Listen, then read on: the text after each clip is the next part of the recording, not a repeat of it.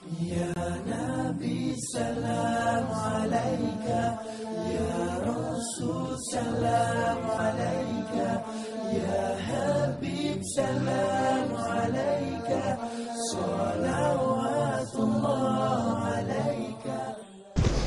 Alhamdulillahi Rabbil Alamin. Nahmaduhu wa nasta'inuhu wa nastahdihi wa nastaghfiruh wa natubu ilayh wa na'udhu billahi min shururi anfusina wa sayyiati a'malina. Man yahdihillahu fala mudilla lahu wa man yudlilhu falan tajida lahu waliyan murshida. Allahumma salli wa sallim wa barik ala sayyidina Muhammad al-fatihi lima ughliqa wal qatimi lima sabaq, nasiril haqqi bil haqqi wal hadi ila siratikal mustaqim, wa ala alihi haqqa qadrihi wa miqdarihi al-azim. Subhanaka la ilma lana illa ma 'allamtana innaka antal alimul hakim. Rabbi shrah li sadri wa yassir li amri wahlul 'uqdatam min lisani yafqahu qawli. Rabbi yassir wa la tu'assir wa bitamim bi khair wa ba'd. Terima kasih banyak kepada saudara pengerusi majlis yang saya muliakan, pihak kepimpinan perubatan, dan juga tidak dilupakan kepada TV Azhar yang diketuai oleh Fadil Ustaz Azrul, seluruh yang hadir, sahabat-sahabat ikhwah dan akhwat yang dirahmati Allah Subhanahu wa taala sekalian. Syukur pada Allah Subhanahu wa taala dapat kita bersama pada pagi ini. Saya minta maaf terlambat datang pada hari ini kerana ada sedikit urusan di rumah. Baik. Kita terus masuk kepada kitab. Tak mau panjanglah. Yang pertama, kita sekarang pada bulan Rabiul Anwar. Bulan Rabiul Anwar. Para ulama sebut Rabiul Anwar. Kenapa? Kerana bulan ni bulan yang penuh dengan cahaya. Ini cahaya kecintaan kita kepada Nabi SAW. Hatta cahaya Nabi SAW sendiri tersebar di seluruh alam ini, dan ini adalah rahmat Allah Ta'ala yang sangat besar. Dan saya memuji pihak perubatan kerana memilih untuk membaca kitab Syama'il Muhammadiyah. Itu tanda untuk kita cintakan kepada Nabi SAW. Sebab nak cinta, kadang-kadang perlu orang ni dia cinta dengan sebab dengar nama aja cinta dah. Nah, ada orang yang cinta perlu tahu sikap dan sifat orang tersebut baru dia nak cinta. Jadi kita nak gabungkan kedua-dua sekali. Kita bila dengar nama Nabi kita SAW, maka kita terus jatuh cinta. Bila kita tahu cerita berkenaan dengan kisah hidup dia pula dan juga peribadinya, maka lebih-lebih lagi lah kita akan rasa cinta kepada Nabi SAW. Hadirin dirahmati Allah Subhanahu wa taala sekalian, kitab para ulama bincang tulis banyak dalam masalah Nabi SAW. Berkaitan dengan Nabi ada banyak kitab. Antaranya Syama'il. Syama'il cerita berkenaan dengan sikap dan sifat dan perwatakan Nabi SAW, sama ada khuluqiyatan atau qilqiyah. Khuluqiyah sama ada segi akhlak ataupun segi penciptaan. Ciptaan Allah Ta'ala dari segi bentuk tubuh Nabi akan dibincangkan dalam Syama'il. Begitu juga dengan bentuk akhlak Nabi SAW bincang dalam Syama'il. Dan antara kitab-kitab Syama'il yang terkenal yang kita sering baca adalah Syama'il Al-Imam Tirmidzi yang kita akan baca pada hari ini. Juga ada kitab Syama'il yang dikarang oleh Al-Imam Ibnu Katsir. Syama'il Muhammadiyah juga lil Imam Ibnu Katsir. Ada Syama'il Muhammadiyah yang disusun oleh Maktabah Maknas Islami, yang mana diambil daripada hadis-hadis yang pelbagai.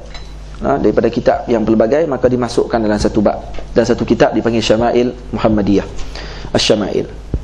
Itu Syama'il. Ada kitab Dalail, Ad-Dalail, Dalailun Nubuwah, yang dikarang oleh Al-Imam Al-Baihaqi. Di banyak cerita berkenaan dengan dalil-dalil kenabian Nabi SAW. Diceritakan bagaimana dengan pertemuan para sahabat dengan Herakla atau Hercules. Jadi dalam pertemuan tersebut dilihat gambar Nabi SAW yang disimpan oleh Herakla dan gambar nabi-nabi yang dulu dalam Dalailun Nubuwah. Hadis itu sahih.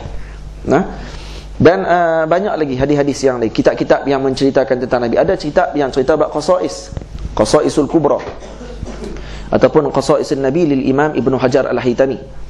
Yang Qasaisul Kubra dikarang oleh Imam Suyuti, 2 jilid, hanya menceritakan berkenaan dengan khususiat yang ada pada baginda Nabi SAW.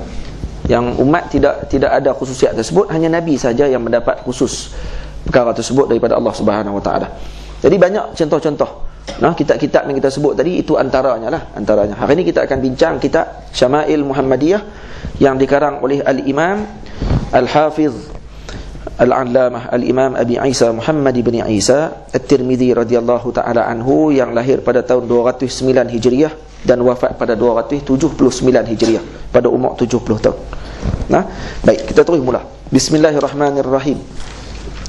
Alhamdulillah wa salamun ala ibadihi alladhina istafa. Qala Syekhul Hafiz Abu Isa Muhammad bin Isa bin Saurah, baca Saurah, nah bukan surah, Saurah, At-Tirmidzi radhiyallahu taala anhu wa nafa'na bi ulumihi wa ulumikum fid dharain amin. At-Tirmidzi boleh dibaca dengan tiga, boleh baca Tirmidzi, Tarmizi, Turmuzi, boleh baca tiga-tiga. Jadi boleh pilih mana nak baca, tapi yang paling dibaca oleh para ulama dengan kasrahkan tak, Tirmizi. Nah, baca dengan Tirmidzi. Baik. Bab yang pertama. Dalam kitab ni ada lebih kurang 56 bab.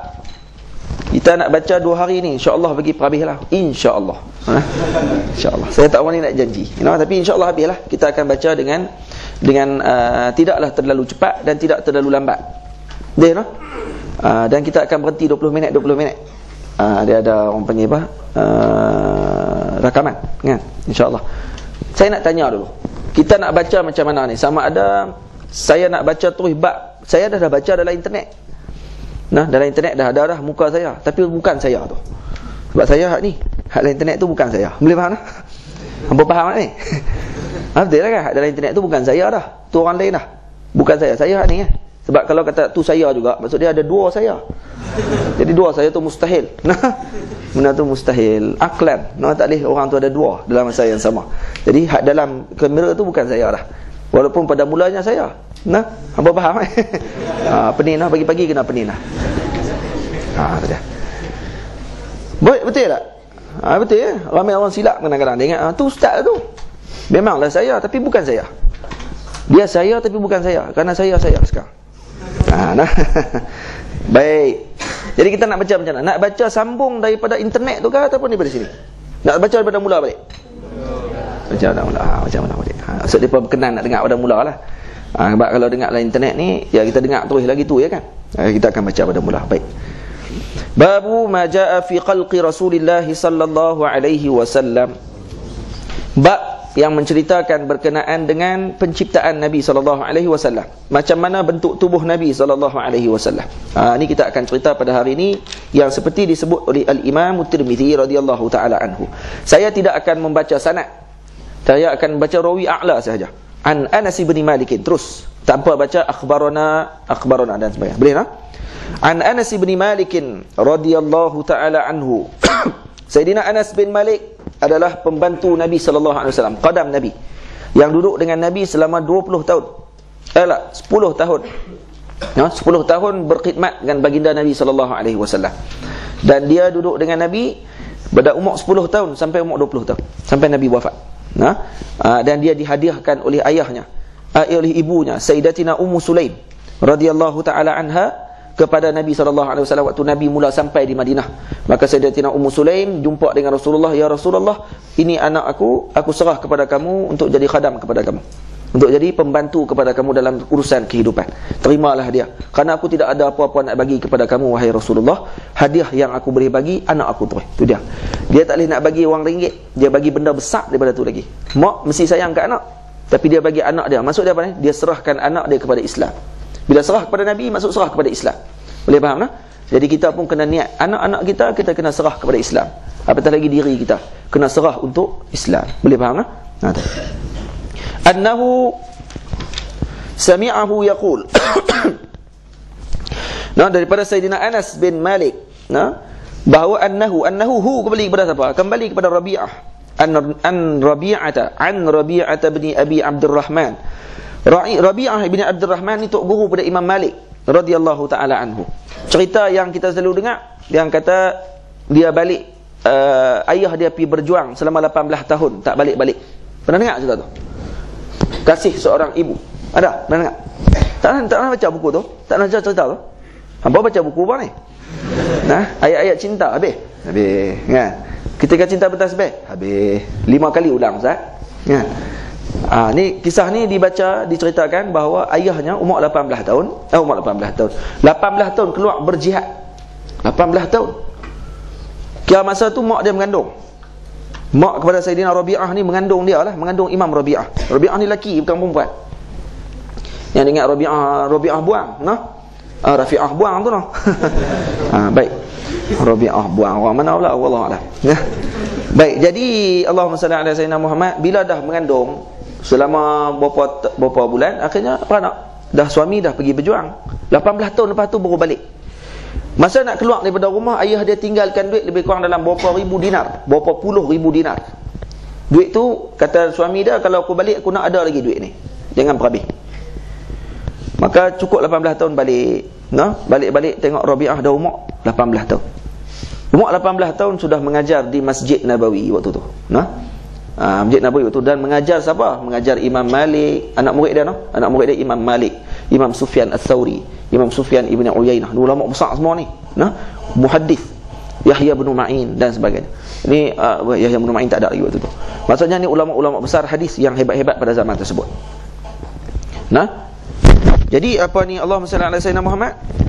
Malam sebelum dia sampai tu, bila Sayyidina Imam Rabi'ah balik daripada rumah, dia balik-balik tengok-tengok ada orang lelaki, kasut orang lelaki di luar rumah, dan pedang ada di luar rumah juga. Maka terus dia masuk berkelahi dengan orang tua di luar rumah. Tengok duk sembang dengan mak dia elok. Atas meja. Bukan atas meja, atas kerusi lah. Atas meja, dua orang duduk atas meja. Berapa kali kira kan? Ni faham boleh ni. Jadi duk menyembang, duk sembang-sembang, dia tengok-tengok ada lelaki lain, ajnabi kata, sebab dia tak kenal ayah dia. Gambar mana ada zaman dulu, sami foto. Jadi waktu jadi itu, maka berkelahi tumbuk-tumbuk ni. Tumbuk akhirnya keluar, panggil Imam Malik waktu tu. Imam Malik waktu tu jadi qadi di Madinah.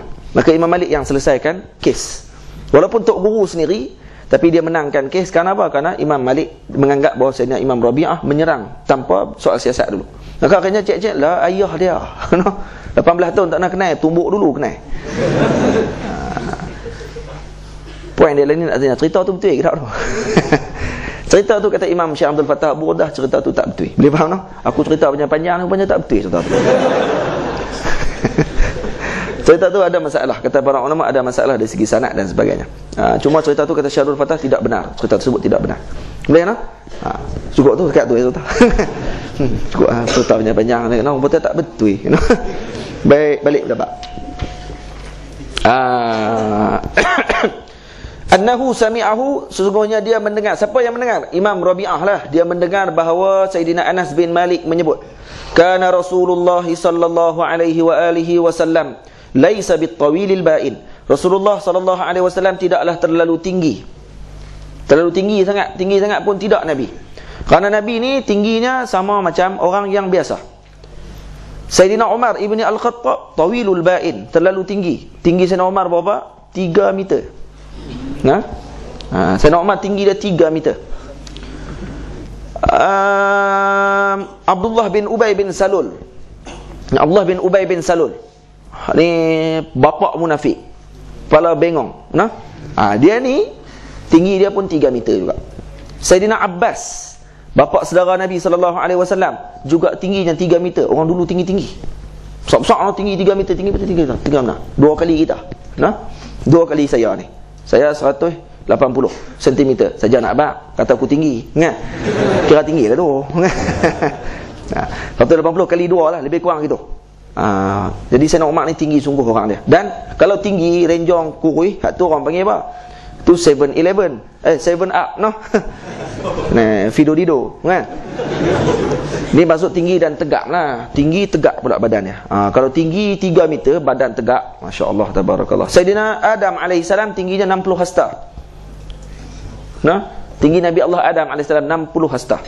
60. Pernah tengok dalam YouTube, dalam Facebook, ada gambar mereka buat gambaran balik baju Nabi Allah Adam alaihissalam dan gambaran besar Nabi Allah Adam alaihissalam. Seolah-olah tinggi 5 bangunan 5 tingkat. Nabi Adam alaihissalam. Dan itulah kita akan besar dalam syurga nanti sebesar tu. Badan kita dalam syurga sebesar 5 tingkat. Tapi jangan buat pelik. Pelik lah. Sebab waktu tu semua besar. Boleh faham lah? Waktu tu tak pelik lah, sebab semua besar. Baik. Dan kalau kata tinggi, cuba tengok balik, carilah internet balik. tulis gambaran baju Nabi Allah Adam alaihissalam. Depa buat gambaran besar, memang besar sangat, kena angkat dengan kren, tinggi kren baju tu. Depa buat gambaran di Dubai, depa jahit balik baju seolah-olah macam besar Nabi Allah Adam, digambarkan begitu mengikut hadis yang sahih 60 hasta. Jadi Nabi tidak terlalu tinggi. Nabi sama tinggi dengan orang biasa. Tapi mukjizat Rasulullah, kalau duduk dengan orang yang paling tinggi, maka Nabi sama tinggi dengan orang tu. Boleh faham? Kalau Nabi berjalan dengan Sayyidina Umar, Nabi sama tinggi dengan Sayyidina Umar. Tapi bila Nabi duduk dengan orang biasa, Nabi tinggi sama orang biasa balik. Hebat. Ni bukan cerita Luffy One Piece. Boleh orang getah, boleh naik. Tak? Kan gitu. Ni cerita betul. Begitu juga Nabi kalau duduk dengan orang biasa. Kalau Nabi duduk dengan orang biasa, Nabi akan sama tinggi dengan orang biasa. Kalau Nabi duduk dengan orang paling tinggi, Nabi akan sama tinggi dengan orang tersebut. Boleh faham? Ini mukjizat Nabi sallallahu alaihi wasallam. Ini kelebihan Nabi. Wala bil qasir, Nabi tidak terlalu pendek. Maksud Nabi tingginya sederhana. Waktu ulama sebut wa khairul umuri awsatuha, yang terbaik adalah yang pertengahan. Wala bil abyadil amhaq, dan Nabi tidaklah terlalu putih sangat sampai orang panggil jadi balak. Tahu balak? Tahu putih balak? Tak tahu? Payah nak terjemah bahasa ni. Putih yang terlalu putih sampai tak ada merah-merah langsung. Putih, bukan putih melepak. Putih pucat nama dia. Orang putih pucat jadi macam albino. Tu bukan gitu. Nabi tidak sebegitu. Maksudnya Nabi putih kemerah-merahan. Wala bil adam. Wala bil adam maksudnya tidak terlalu merah sangat berada. Saya minta maaf, balak ni merah noh. Balak ni jadi merah, tu balak baru betul. Jadi terlalu merah sangat pun tidak juga Nabi. Jadi Nabi pertengahan, putih kemerah-merahan. Kulit yang paling cantik di dunia adalah putih kemerah-merahan. Ada orang boleh nafi? Tak Ustaz, saya paling lawa hitam, Tuhan seorang. Memanglah hitam manis lagu tu kan. Lagu hitam manis tu baguslah. Cuma kita kata sebab apa lagu tu dibuat? Nak abang kata takut orang pandang rendah dengan orang hitam. Tak, hitam ni manis. Hitam itu perilis, kan? Hampa mesti tak nak tengok iklan tu kan. Iklan tu dah tak ada dah tadi. Baik, kalau kata hitam manis tak apa, tu tak bincang. Cuma kita nak bincang tadi masalah putih kemerah-merahan. Orang putih kemerah-merahan ni para orang yang dalam bahagian kulit ni kata tu kulit paling cantik di dunia. Sekarang ni kulit paling cantik di akhirat warna apa pula? Putih ke kuning-kuningan. Boleh Di akhirat putih ke kuning-kuningan paling cantik. Kenapa Ustaz?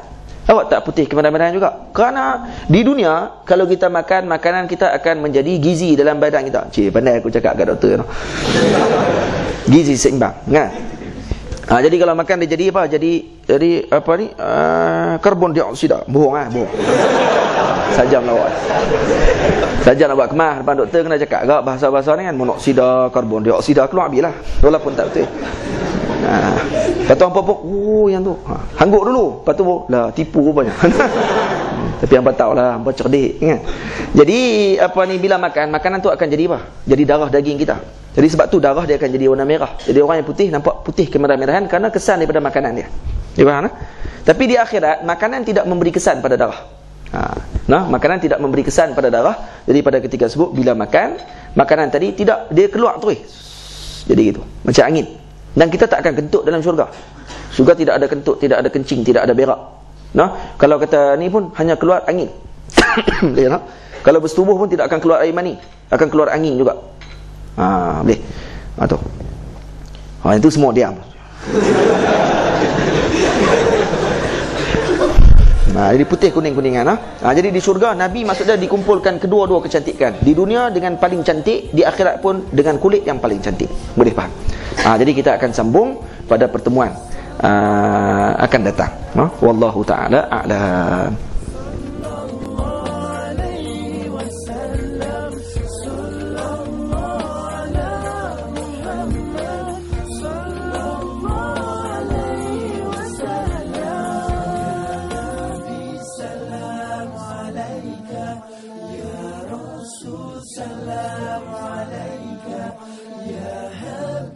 سلام عليك صلوات الله عليك صلى الله على محمد صلى الله عليه وسلم الله